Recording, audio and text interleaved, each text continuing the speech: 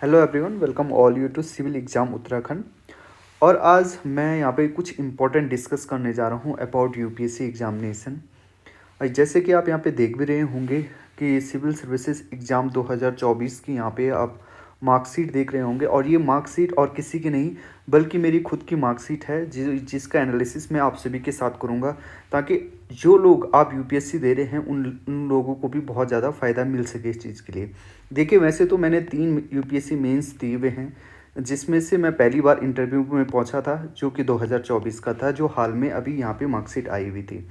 तो यहाँ पे एनालिसिस करेंगे कि 2021 में मैंने यूपीएससी मेंस दिया था, तो उस टाइम पे ऐसा क्या था कि मैं यूपीएससी के इंटरव्यू तक नहीं पहुँच पाया। 2024 में ऐसा क्या हुआ कि मैं जो यूपीएससी का जो इंटरव्यू था वहाँ तक पहुँच पाया, और 2019 में भी मैंने यूपीएससी का मेंस दिया था।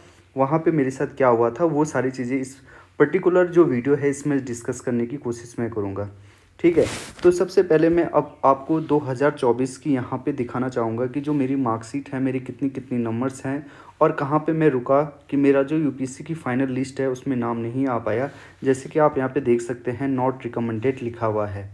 तो एक बार मैं दिखा देता हूँ आपको अपने मार्क्स यहाँ पे दिखा देता हूँ, और किस तरीके से मैंने 2021 से जब मेरी 2024 की जर्नी रही, उस बीच में कितना इम्प्रूवमेंट आया, क्या क्या चीज़ें मैंने करी कि मैं यूपीएससी के इंटरव्यू तक पहुंचा, और लास्ट में भले ही रिकमेंड नहीं हुआ पर ऐसा क्या इम्प्रूवमेंट हुआ कि इंटरव्यू तक तो पहुंच पाया हूं। तो ये यहाँ पे जो ये मार्कशीट आपको दूसरी वाली मार्कशीट दिख रही है, ये है 2021 की मार्कशीट है। और अभी हम इन दोनों का भी एक क्रिटिकल एनालिसिस करने की कोशिश यहाँ पे करेंगे। ठीक है, तो अब देखिए यहाँ पे मैं 2024 की बात करता हूँ। यहाँ पे 2024 में मुझे किस किस तरीके से मार्क्स मिले हैं। ठीक है, तो चलिए देखते हैं। यहाँ पे सबसे पहले ऐसे की बात करता हूँ मैं। तो ऐसे में 101 नंबर है। एवरेज मार्क्स हैं, बहुत कम भी नहीं है बहुत ज़्यादा भी नहीं है, तो ठीक है, ऑन एन एवरेज मार्क्स हैं। जनरल स्टडी 2 की बात करूँ तो यहाँ पे 90 मार्क्स हैं, जो कि ठीक है, और बहुत ज़्यादा भी नहीं है और बिलो एवरेज भी नहीं है, एवरेज कहूँगा मैं। GS 3 में भी एवरेज मार्क्स हैं। ठीक है, जो कि ये GS 2 का पेपर है, ये GS 2 का पेपर है। 97 मार्क्स जिसमें है हमारे मेरे। और GS 3 की बात कर रहा हूँ मैं, GS 3 में 68 मार्क्स हैं, जो कि काफ़ी कम मार्क्स हैं। इसके अलावा GS 4 की बात करूँ मैं, यहाँ पे जो एथिक्स का पेपर हमारा होता है उसमें 105 है, जो कि मैं कहूँगा अगेन एवरेज मार्क्स है। बाकी जो मैं अपनी ऑप्शनल की बात करूँ तो मेरे ऑप्शनल है ज्योग्राफी है। ज्योग्राफी 1 में मेरे 125 मार्क्स हैं, और ज्योग्राफी 2 में 132 मार्क्स हैं। तो मेरे को जो ऑप्शनल है, ऑप्शनल में ठीक ठाक नंबर मिले हैं। अगर मैं ज्योग्राफी ऑप्शनल की बात करूँ तो जो टोटल मेरे जो इन दोनों को मिला के पेपर 1 ऑप्शनल पेपर 2 में 257 नंबर आए हैं। टोटल मिला के बात करूँ तो ये एक ठीक ठाक मार्क्स हैं। मैं कहूँगा कि एवरेज से थोड़ा सा ज़्यादा है अगर ज्योग्राफी ऑप्शनल की बात करें, क्योंकि जो रिकमेंडेड कैंडिडेट होते हैं उनके भी 260 के अराउंड ही मार्क्स रहते हैं। बहुत ऐसे स्टूडेंट हैं जिनके 300 से भी ज़्यादा रहते हैं, बट वो कुछ ही स्टूडेंट होते हैं और उनकी हमेशा टॉप में ही टॉप लिस्ट में ही नाम रहता है। ठीक है, तो ऑन एन एवरेज से थोड़ा सा ज़्यादा है ऑप्शनल में, यहाँ पे मैं बात करूँगा। तो आप इस तरीके से देख सकते हैं कि इस तरीके से एनालिसिस है। और पर्सनैलिटी टेस्ट की बात करूँ तो इसमें काफ़ी कम नंबर है, 151 नंबर यहाँ पे आप देख सकते हैं। अब देखिए यहाँ पे अगर इस मार्कशीट को आप देखेंगे ना, तो यहाँ पे कुछ चीज़ें आप देख सकते हैं कि एक तो GS 3 में 68 मार्क्स हैं, जो कि काफ़ी है। और एक पर्सनैलिटी टेस्ट में काफ़ी कम मार्क्स हैं, 151 हैं। इन दोनों में मेजरली मार्क्स कम है। बाकी अगर मैं अदर सब्जेक्ट की बात करूँ, चाहे वो ऐसे हो, GS 1 हो, GS 2 हो, GS 4 हो, और ऑप्शनल की बात कहूँ तो एवरेज मार्क्स हैं। तो वो क्या है, एवरेज मार्क्स हैं, यहाँ पे आप देख सकते हैं। ठीक है, अब मैं आपको ये बात बताता हूँ, अगर आप मेरी 2021 की मार्कशीट देखोगे ना तो आप चौंक जाओगे। आप अगर 2021 की मार्कशीट देखोगे और ये 2024 का अगर हम कंपैरिजन करेंगे ना, तो यू विल सरप्राइज कि कितना ज़्यादा डिफरेंस है 2021 से और 2024 में। नाउ मैं अब आपको 2021 की मार्कशीट भी दिखाता हूँ, then we will analysis and compare between the 2024 marksheet and 2021 marksheet, and then we will analysis की क्या क्या चीज़ें हैं और किस तरीके से इम्प्रूवमेंट हुआ है। ठीक है, तो थोड़ा सा मैं अब इसको थोड़ा छोटा करता हूँ, और अब आपको मैं यहाँ पे 2021 की मार्कशीट दिखाता हूँ एंड यू विल सरप्राइज़ कि किस तरीके से चेंजेस आया है मेरी प्रिपरेशन में। और यहाँ पे देखिए, यहाँ पे मैं उस टाइम पे मेंस क्वालिफाई नहीं कर पाया था, और क्वालिफाई क्यों नहीं कर पाया था वो तो आपको यहाँ पे दिख ही जाएगा। ठीक है, तो देखिए आपको बताता हूँ मैं, ये देखिए ये ऐसे के मार्क्स हैं। ठीक है, अब मैं लिख भी लूँगा यहाँ पे, आपको दिख भी नहीं रहा होगा, उतना ज़्यादा स्पष्ट नहीं दिख रहा होगा, तो मैं आपको बता भी दूंगा। यहाँ पे देखेंगे आप, ऐसे ऐसे के मार्क्स देखोगे ना आप, तो मेरे ऐसे में हैं 54 मार्क्स। ठीक है, कितने कम हैं देख रहे होंगे आप। GS1 में मेरे मार्क्स हैं, देखिएगा आप, GS1 में है 69, कितने कम हैं। GS2 में देखेंगे आप 84 है। ठीक है, GS3 में आप देखोगे 72 मार्क्स हैं।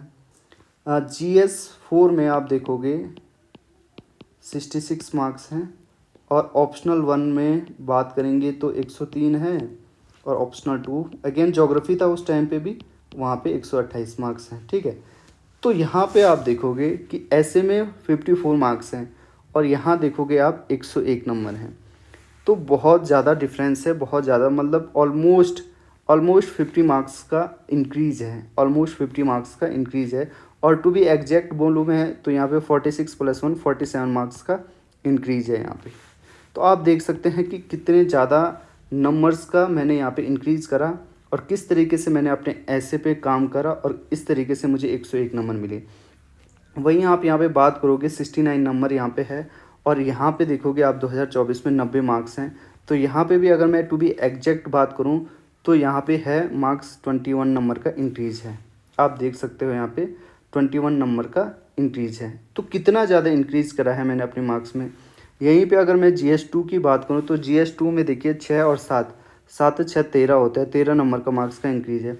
वहीं GS3 में कम मार्क्स आए हैं मेरे, 4 नंबर कम आए हैं मेरे, -4, 4 नंबर कम आए हैं।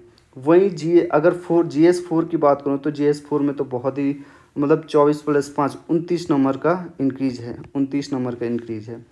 और ऑप्शनल में भी काफ़ी अच्छा खासा इंक्रीज़ है, उसी तरीके से देखेंगे तो आप देखेंगे कि मेरे ऐसे में +47 मार्क्स इंक्रीज़ है। GS1 में मेरे +21 मार्क्स इंक्रीज़ है। GS2 में 13 नंबर का इंक्रीज़ है। GS3 में बेसिकली 4 नंबर का मेरा घटा है। इसके अलावा GS4 में अगर आप देखोगे तो 29 नंबर का इंक्रीज़ है। तो आप देख रहे होंगे कि जब मैं 2021 में था, भले मेरा प्री क्लियर हो गया था, पर जो मेरी मेंस की जो तैयारी थी वो बिल्कुल भी नहीं थी। जो मेंस की तैयारी थी वो बिल्कुल भी नहीं थी। मैं सही बात कहूँ तो जो 2021 का जो प्री था, भले मैंने वहाँ पे प्री पे काम करा था, पर मेंस की तैयारी मेरी बिल्कुल भी नहीं थी। और उसी वजह से आप यहाँ पे देख सकते हैं कि बहुत कम मार्क्स मुझे वहाँ पे 2021 में मिले हुए थे। ऐसा नहीं था कि मैं नहीं कर सकता था, बट क्योंकि मेंस की जो मेरी प्रिपरेशन थी वो उस कदर नहीं थी जिस कदर होनी चाहिए थी, और उसका नतीजा आप देख सकते हैं मार्क्स में भी साफ साफ दिख रहा है। यानी कि अगर आप 2024 और 2021 को देखोगे ना, तो यहाँ पे बहुत ज़्यादा डिफरेंस है। मतलब एक ऐसा स्टूडेंट जिसकी मेंस की प्रिपरेशन बिल्कुल भी नहीं है, और 2024 में मतलब 1-2 सालों में उसने मेहनत करी, और मेहनत का नतीजा ये हुआ कि उसने GS में अपने मार्क्स को इंक्रीज़ करवाया, और इस कदर करवाया कि उसने मेंस भी क्या किया, क्वालिफाई करा। मैं अपनी बात कर रहा हूँ पर्टिकुलरली। यानी कि एक ऐसा स्टूडेंट जिसकी मेंस की उतनी अच्छी खासी तैयारी नहीं है, मैं आपको ये बताना चाह रहा हूँ कि आपका जो कॉन्फिडेंस लेवल है, भले आपके कम मार्क्स हैं, आपका कॉन्फिडेंस लेवल गिरना नहीं चाहिए। आपको ये पता होना चाहिए वहाँ पे कि आपने प्री की मेंस की तैयारी करी थी, नहीं करी थी। अगर नहीं करी थी और आपके कम नंबर है तो फिर आपको कॉन्फिडेंस कम करने की ज़रूरत नहीं है, या आपको सिर्फ ये चेक करना है कि मैंने मेंस की तैयारी नहीं करी थी, इस वजह से मेरी कम मार्क्स है। अगर मैं मेंस की तैयारी करूँगा तो मैं अच्छे खासे नंबर ला सकता हूँ।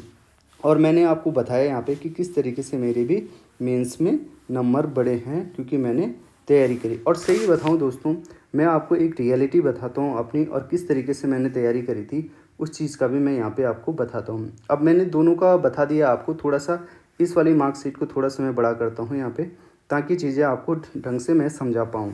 अब यहाँ पे आप देखोगे ना, जो 2024 वाली बात है जहाँ पे मेरी ठीक ठाक मार्क्स आए हैं कि मैंने मेंस क्वालिफाई करा था, तो मैं यहाँ पे आपको बता दूँ कि जो ये नंबर भी आए हैं ना, ये जो मेरे नंबर भी आए हैं ना, मैं सही बताऊँ आपको, जो ये मेरे यहाँ पे नंबर भी आए हैं, वो उतने फुल फ्रेश नंबर, वो उतनी अच्छी तैयारी से नहीं आए हैं। मैं सही बताऊँ मेरे साथ क्या कंडीशन थी, मैं उस कंडीशन को भी आपको बताऊँगा यहाँ पे, ठीक है। मैं उन कंडीशन को भी यहाँ पे आपको बताने की कोशिश करूँगा ताकि आप सारी चीज़ों से अवगत हो पाएँ, ठीक है। अब देखिए, मैं ये बताता हूँ कि जब मैं ये तैयारी कर रहा था, जब मैं इस चीज़ की यहाँ पे तैयारी कर रहा था, तो क्या हुआ था कि मैं आरओ में रिव्यू ऑफिसर था हाई कोर्ट में, उत्तराखंड हाई कोर्ट में, वहाँ पे मैं रिव्यू ऑफिसर था, ठीक है। अब जब मैं रिव्यू ऑफिसर था तो मैं सही बताऊँ आपको, हाई कोर्ट की नौकरी थोड़ा हेक्टिक होती है, और वहाँ पे मैं ये सही बताऊँ आपको, हम सुबह 9:30 बजे चले जाते थे। हम सुबह 9:30 बजे चले जाते थे, और जब 9:30 बजे हम जाते थे सुबह, तो रात को हम लगभग 7:30 बजे अपने घर पे पहुंचते थे। तो ये पूरा जो टाइम था वो ऑफिस में रहता था, ये पूरा जो टाइम था वो ऑफिस का टाइम था। मैं जो पढ़ता था वो 7:30 बजे जब घर आता था, उसके बाद 8:30 बजे से लेकर सिर्फ 10 बजे तक पढ़ता था। और सुबह की बात करूँ तो सुबह सिर्फ जल्दी उठ जाता था, 6 बजे से लेकर 8:30 बजे तक मैं पढ़ा करता था। इतनी कम तैयारी में मैंने ये मार्क्स हासिल करे हैं। सही बताऊँ, ये मार्क्स मैंने हासिल करे हैं। तो आप देखिए, इतनी कम तैयारी होने के बावजूद भी, बट रेगुलर देखिए, कम तैयारी थी बट रेगुलर थी। कम तैयारी थी बट क्या थी, रेगुलर थी। और कम तैयारी होने के बावजूद रेगुलर तैयारी करी, मगर और रेगुलर तैयारी करने के बाद मैंने क्या, इस तरीके के मार्क्स मैंने अचीव करे हैं। यानी कि अगर मैं वहाँ पे थोड़ा सा और ज़्यादा, अगर मुझे थोड़ा सा और ज़्यादा समय मिलता तो हो सकता था मैं थोड़ा अच्छी अपनी मेंस की प्रिपरेशन कर पाता, और थोड़ा सा जो 718 नंबर मुझे मिले हैं उसमें मैं थोड़ा इंक्रीज़ कर पाता, ठीक है। तो ये चीज़ थी मेरे साथ, तो मैं उस टाइम पे वर्किंग था, और वर्किंग के साथ साथ मैंने इस तरीके के नंबर लाए। और कौन सी मेरे साथ कंडीशन थी आप देख सकते हैं। तो एक ऐसा स्टूडेंट जो बिल्कुल भी मेंस में बहुत ज़्यादा कच्चा था, उसको कुछ नहीं आता था मेंस का, उसने मेहनत करी, और थोड़ा बहुत मेहनत से ही इतने मार्क्स आ गए हैं। यानी कि आप भी जो स्टूडेंट है, जो क्लियर कर पा रहे हैं और मेंस में उतना अच्छा नहीं कर रहे हैं, तो अगर आप थोड़ा सा एफर्ट लगाओगे, थोड़ा सा चीज़ों को अरेंज करके करोगे, तो मैं गारंटी दे रहा हूँ कि यूपीएससी में आप अच्छा खासा मेंस में मार्क्स हासिल कर सकते हैं, और आपका मेंस जो है वो क्लियर हो जाएगा, और आप इंटरव्यू तक पहुँच जाएंगे। और भगवान करेगा कि आप यहाँ पे नॉट की जगह सिर्फ रिकमेंडेड आएगा। इस तरीके से मैं बता रहा हूँ आपको। तो मेरे साथ ये इस तरीके की कंडीशन थी। तो चीज़ों को आपको क्या करना है, देखिए, एक ही विकल्प है हम सभी के पास, वो है मेहनत का विकल्प, ठीक है। मेहनत है, देखिए, हार्ड वर्क तो रहता ही रहता है, थोड़ा सा हमें स्ट्रैटेजी पता होनी चाहिए, और थोड़ा सा रेगुलर प्रैक्टिस की बहुत ज़्यादा ज़रूरत है। रेगुलर प्रैक्टिस की यहाँ पे ज़रूरत होती है। इन सारी चीज़ों की जब ज़रूरत होती है ना, तब जाके चीज़ें क्यूमुलेटिव एफर्ट से आगे बढ़ती हैं, और फिर हमें यहाँ पे रिजल्ट देखने को मिल जाता है। समझ रहे हैं आप बात को। तो मेरा ये मेंस की मार्कशीट दिखाने का मतलब यही था कि आप लोगों में कॉन्फिडेंस को बूस्टअप करना।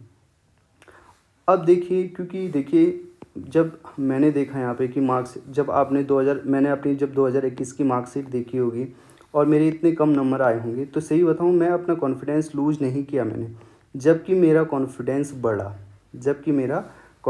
बढ़ा। अब कॉन्फिडेंस बोलोगे सर, आप इतनी कम नंबर में भी आपका कॉन्फिडेंस इतना बढ़ गया, तो कैसे बढ़ा? अब बताओ सर। मैं बताता हूँ आपको। देखिए, ये 54 जो नंबर आई है ना मेरी ऐसे में, वो ऐसा नहीं है कि मैंने पूरा पेपर कंप्लीट करा और तब जाके 54 नंबर आए। सही बताऊँ, मैंने जो ऐसे 2 ऐसे होते हैं, जो पहला ऐसे है उसमें सिर्फ 7-8 पेज लिखे, जबकि टोटल 12 पेज होते थे, और दूसरे ऐसे तो मैंने सिर्फ 6 पेज लिखे होंगे। यानी कि मैंने जितना लिखा था ना, उसमें से तो मुझे नंबर अच्छे मिले। कहने का मतलब ये है कि मैंने अपने आप को इस तरीके से एनालिसिस करा था कि यार, मैंने जितना लिखा था ना, उसमें से मतलब जितना मैं लिख रहा हूँ वो सही लिख रहा हूँ, और उसमें से मुझे उतने ही मार्क्स मिल रहे हैं। यानी उसके सापेक्ष मुझे जितने मार्क्स मिले हैं ना, जितना मैंने लिखा है, वो बहुत सही नंबर है। यानी कि अगर मैं थोड़ा सा और अटैम्प्ट करता तो मुझे ज़्यादा मार्क्स मिलते। अगर आप देखोगे ना, यहाँ पे 2021 में GS1 में मुझे 69 नंबर है, यानी ऑलमोस्ट 70 मान लेते हैं, आपको राउंड फिगर में ठीक है। तो यानी 69 नंबर है मेरे। अब आप बोलोगे सर ठीक है GS1 में 69 नंबर कम होते हैं, पर मैंने पता है कितने क्वेश्चन अटैम्प्ट करे थे? सिर्फ 15 क्वेश्चन अटैम्प्ट करे थे, और 15 क्वेश्चन अटैम्प्ट करने के बाद मेरे 69 नंबर आ रहे हैं ना। इसका मतलब, और विदाउट एनी प्रिपरेशन, इसका मतलब ये है कि जितना मैं लिख रहा हूँ ना वो मैं सही लिख रहा हूँ और उसमें से मुझे सही मार्क्स मिल रहे हैं। मुझे थोड़ा सा अपग्रेडेशन की ज़रूरत थी तो मैं अच्छे मार्क्स ले आता। तो मैंने अपना एनालिसिस उस टाइम पे इस तरीके से करा था। तो फिर क्या 2024 में मैंने किस तरीके से ध्यान रखा? मैंने बोला यार कि 2021 में मैंने सिर्फ 15 क्वेश्चन अटैम्प्ट करे थे। अब मैं क्या करूँगा ना, सबसे जो मूल मंत्र है वो है कि सारे क्वेश्चन अटैम्प्ट करना। सारे के सारे क्वेश्चन को क्या करना है? अटैम्प्ट करना। मतलब 20 में से 20 क्वेश्चन अटैम्प्ट करने की कोशिश करूँगा, और यही मैंने करा। और सही बताऊँ, जो ये 90 मार्क्स आए हैं ना GS1 में, ये जो 90 आए हैं, अभी भी मैं सिर्फ 18 ही क्वेश्चन सॉल्व कर पाया था, और 18 क्वेश्चन में से 90 मार्क्स आए थे। ठीक है। वैसे GS मेरा पूरा फोकस था 2024 में कि मैं 20 के 20 क्वेश्चन अटैम्प्ट करने की कोशिश करूँगा। तो मैं उसमें कुछ हद तक सफल भी हो पाया। देखिए जैसे ये GS2 में 97 नंबर आए ना, तो उस टाइम पे मैंने 20 में से 19 क्वेश्चन सॉल्व करे थे। 68 आए थे, इसमें मैंने 18 क्वेश्चन तो पूरे अटैम्प्ट करे थे, 19वां आधा करा था। वैसे अगर मैं बताऊँ GS4 में 105 नंबर आए हैं, तो मैंने 19 क्वेश्चन प्लस एक आधा क्वेश्चन लिखा था। तो यानी कि मैं ऑलमोस्ट 19 क्वेश्चन तो लिख ही रहा था। तो इस वजह से नंबर भी बढ़ते हैं। तो मेरे को लगता है कि यूपीएससी में जो मेन चीज़ होती है ना, आपको नंबर ऑफ जो क्वेश्चन दिए हुए हैं ना, जो 20 क्वेश्चन आते हैं, उनमें से कम 19 क्वेश्चन तो आपको करने ही करने हैं। तब जाके आप कहीं ना कहीं अपना नाम मेंस की क्वालिफाइड लिस्ट में आएगी, आपका नाम मेंस क्वालिफाइड लिस्ट में आएगा।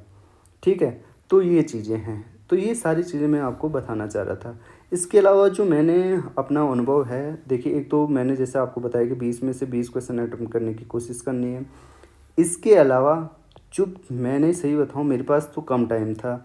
मैं सही बताऊँ, जब मैंने प्री दिया था, तो जब मेरा हो गया था, तो उसके बाद मैं मतलब स्तब्ध था कि यार अब क्या करूँ, मुझे मतलब कुछ नहीं दिख रहा था सामने।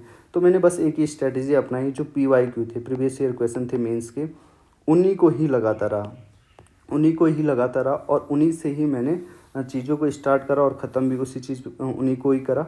और फिर फिर क्या हुआ था कि मैं उसी के बेसिस पे आगे करता रहा। मुझे पता था कि जो आगे आने वाले जो 2024 का मेंस का पेपर होगा, वो भी उन्हीं के पैटर्न पे आएगा जो 2023, 2022, 2021 में हुए हैं। तो कुछ हुआ भी इसी तरीके से कि जो PYQ के पैटर्न थे उसी पे सवाल आए, और मैंने क्योंकि उनकी प्रैक्टिस करी हुई थी, तो मैंने उस तरीके से आंसर मैं लिख पाया था। ठीक है। दूसरी चीज़ है, अब आपकी जो आंसर राइटिंग की जो स्पीड है ना, वो भी काफ़ी अच्छी खासी होनी चाहिए, तभी जाके आप 20 के 20 क्वेश्चन करोगे। अब मेरे साथ क्या हो गया था ना, देखिए मैं जुलाई और अगस्त तक मैंने अच्छी मेहनत करी। अच्छी भी क्या करी, यानी कि मतलब जितना भी टाइम मिल रहा था ऑफिस के अलावा, वहाँ पे मैं करता गया। उसके बाद क्या हो गया था ना, मेरे PCS का रिज़ल्ट आ गया था। अगस्त लास्ट में। और यहाँ पे 19 सितंबर से हमारे मेंस के एग्ज़ाम थे। तो जो ये 27 अगस्त को मेरे PCS का रिज़ल्ट आया, और उसमें मैं क्वालिफाई हो गया। और इस 27-28 अगस्त से और 19 सितंबर तक मेरी कोई भी प्रिपरेशन नहीं हो पाई। इवन मैंने एक भी क्वेश्चन नहीं लिखा, इतना गैप हो गया था। और फिर मैं एक बार सोच रहा था कि यार मेंस का नहीं देता हूँ इस बार, बट फिर भी मैंने जैसे तैसे दिया, और फिर भी ये मार्क्स लेके आया। मैं ये नहीं कह रहा हूँ कि ये मार्क्स अच्छे हैं, बस मैं ये आपको ये बता रहा हूँ कि इम्प्रूवमेंट हो सकता है। मैं ये कह रहा हूँ आपको कि इम्प्रूवमेंट हो सकता है, और अच्छा खासा इम्प्रूवमेंट हो सकता है। बस मेरे बताने का मकसद ये था। तो आई होप आप इन सारी चीज़ों को समझ पाए होंगे। जितनी चीज़ें मैंने आपको बताई हैं, वो सारी चीज़ों को आप समझ पाए होंगे। और ऑब्वियसली आप ये चीज़ देखोगे ना, तो कॉन्फिडेंस आपका इंक्रीज़ होगा, आपको कॉन्फिडेंस इंक्रीज़ होगा। देखिए मैं कभी भी ये बता रहा हूँ आपको, बताने का मेरा मेन मकसद ये है कि यार एक ऐसा स्टूडेंट यार जिसकी नंबर कुछ भी नहीं है, जो ये नंबर आप देख रहे हो ना, जो 2021 में आए थे, जो कुछ भी नहीं है, सही बताऊँ मैं आपको, बिल्कुल ख़त्म नंबर है, उस लेवल से और इस लेवल तक आना मतलब कोई बहुत बड़ी बात नहीं है। Just you need to prepare well. ठीक है। और स्ट्रेटजी बनानी है, और बस ये सारी चीज़ें करनी, बेसिक बेसिक चीज़ें रिक्वायर्ड हैं। The most important is the hard work, then strategy, then PYQ and other things which is very important for this examination, and I think you will clear this exam, है ना, very easily. सही बता रहा हूँ मैं आपको। तो देखिए यहीं पे एंड करते हैं। आई थिंक ये सारी चीज़ें आपको समझ में आ गई होंगी। आपके कोई भी क्वेश्चन होंगे तो मुझे कमेंट बॉक्स में आप बता सकते हैं। I will try to give your answer, ठीक है। तो ये सारी चीज़ें हैं। तो ठीक है, अभी इतना ही रखते हैं। Thank you, thank you.